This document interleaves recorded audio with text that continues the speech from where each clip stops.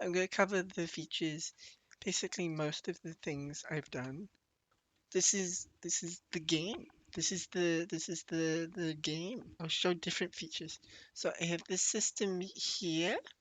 It's basically just a sphere, and then whenever a character goes in, the slime will attack. Like in the certain area, the worker will always run away. And then when you're not in the area, they won't attack. I've also set the worker up. If we go to the worker, this is how I set up my guys. So each one of them has a different circle. The green circle is, I'm pretty sure it's my runaway circle. Yeah, runaway if enemy. So if there's an enemy in here, yeah, enemies are based off of a different ID, but I won't get into that. Attack range, and so this is where things will attack. So for instance, if we go to one of my attacking units, for instance, my melee unit, you'll see there is still a runaway range, but it's mainly the attack range. So if they're in the attack range, they'll attack whatever's in there. If it's an enemy, it will attack in the circle. So the slime will always check it. If it's not another slime in there, then it will attack. Or all the slimes will attack that one thing. And if there's multiple, it should prioritize the one that's closer. How I made my paths in the game. So if I click here, instead of going directly there, they'll go through that path. Can I remember how to do it? Yeah. So as you can see, it's just a little path. So they go there. And if we place down some actual paths, it's pretty much the same, but it means they prioritize it a lot better. It's just red because it's scanning. So as you can see, if I place a path, it's pretty much always pink, as you can see. So then it will always pretty much prioritize the path. If I go to here, it will prioritize the path and then come off the path, which gives it makes it really nice for when traversing the buildings. And then in terms of resource collection, you just click on it, and then it should collect the resource. And then here, it's hard to see, but they are actually carrying the wood there. So as you can see from in their inventory, they have wood on there, and then they'll carry it back, and then you get more wood as it goes. And it should constrain itself to the resource amounts as well. I hope.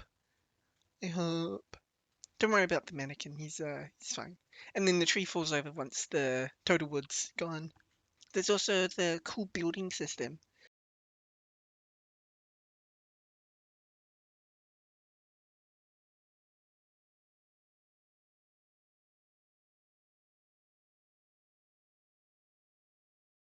So for instance, if we select wall, well, I'll actually, before doing that, because there's a cool thing I made with this.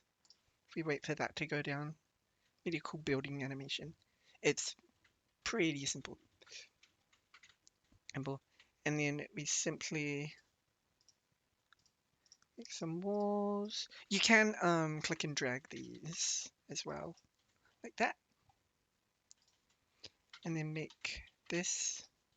Now it doesn't exactly work 100% of the time, but for a quote-unquote beta version, it's pretty good. And then they pop out over here. So for the archer, you can see when there's an attack range, it will actually show up the attack range. So it works the same way the slime one does, as if enemy in there will attack. This sort of also means it will auto attack stuff. So if I take my little archer, so they'll attack here, and then they'll run away. And they can actually keep firing while they're running away. It's quite cool. Yeah. Hmm. The range is a little bit finicky. I don't think it's actually constrained to that circle, sadly enough.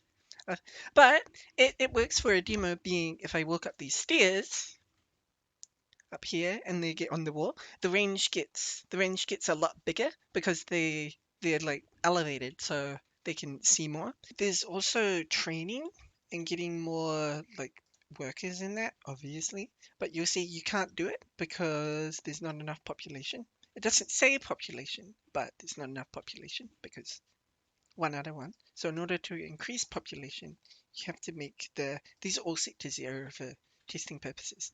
And otherwise it takes a while to get the resources for testing. So when you make it, you see that there's more population. Yes, there's no delay on the added population thing, but that's a tiny little easy thing to do. There's also this smoke. I'm quite a fan of this smoke from the chimney. And then whenever you upgrade the thing, the smoke actually changes thing. Really small detail, but quite useful. Quite useful. Upgrading also requires wood and stone, but again, I see everything to 0, so it doesn't. And the cell also scales off of what you what you have. And there should actually be should have like a maximum cell once it's made. Yeah, so you can full refund up to this point, and then you can't refund after that amount of time. Time. So now that we have population, we can create more units. So for instance, let's use the knight.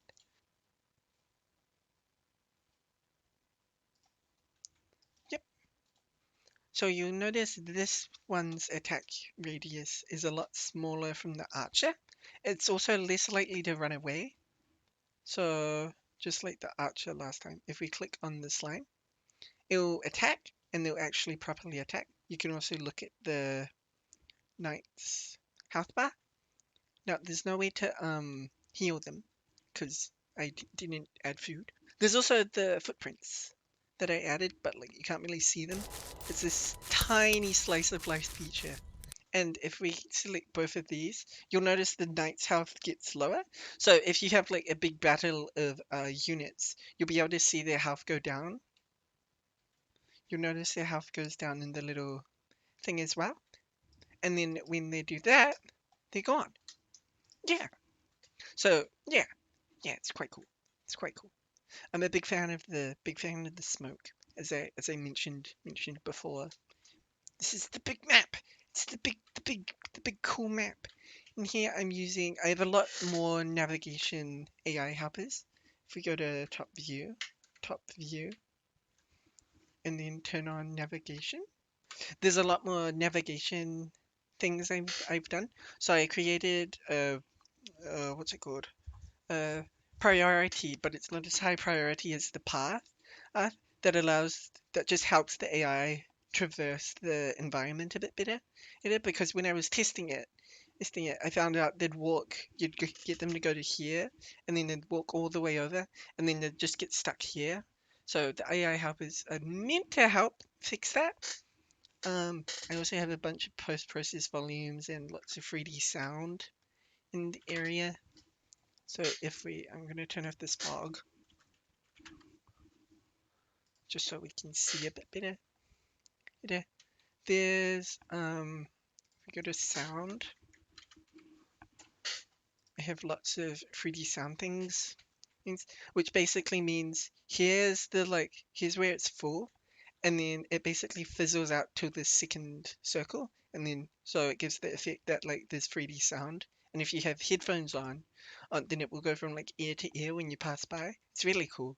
Oh, there's also the wind, and there's a lot of wind, but like it's quite nice when you're looking down. It doesn't add too much wind. And also, I am using game level instances, so then I can just move this entire map across, like that. Yeah. One other thing is the instances. We take a color, which I made, and then you can just change the color of everything. So say if I want these trees maybe a little darker than usual, right? Now they're a little darker, right? Right. So, and the same thing applies with the ground, all the buildings, all of that. Uh, Not that I made the trees, but like, it's so cool.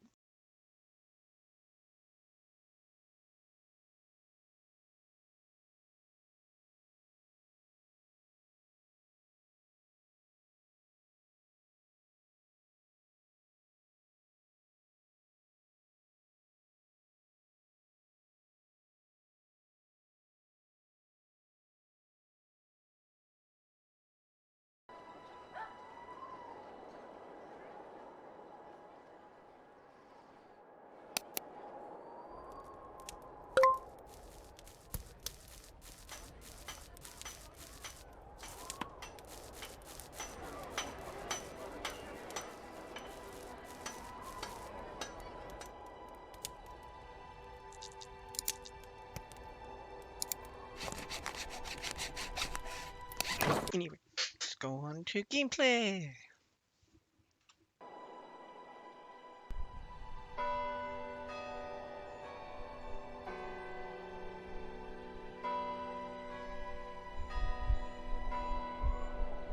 When you hold shift, it does speed you up as well.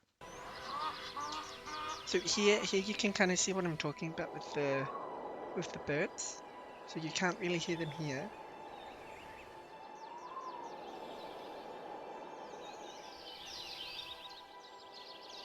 And it goes kind of from ear to ear.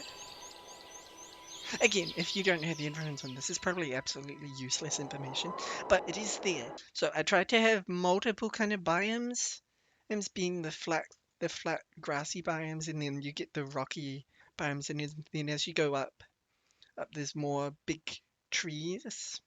Yes. The idea was to have different biomes, with one being more wood and one being more other thing, and then gold like that.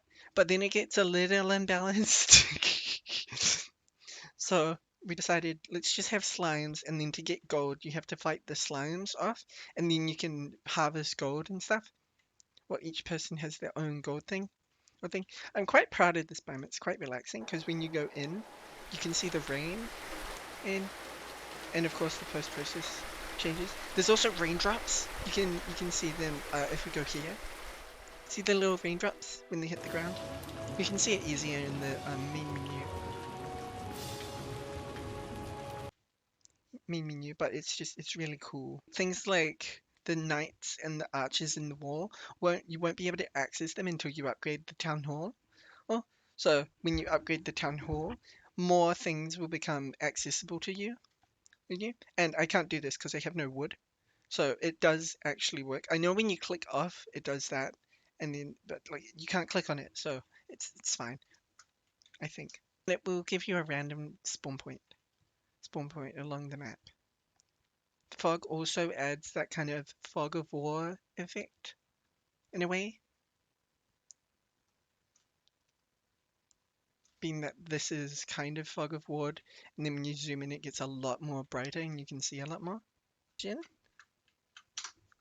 you'll see it actually puts down the paths. So now this guy will prioritize this. So instead of going straight across, when I go here, it will prioritize the path and go across it. This is really, really handy for buildings. Because I remember in start, they would run just into the wall. And, well, it was really funny.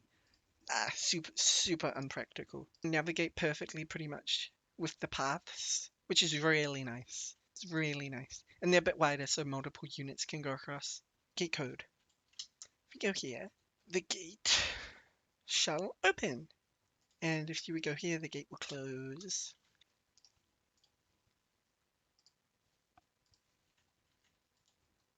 If we go here, I don't know if it will. It might just stop at the wall.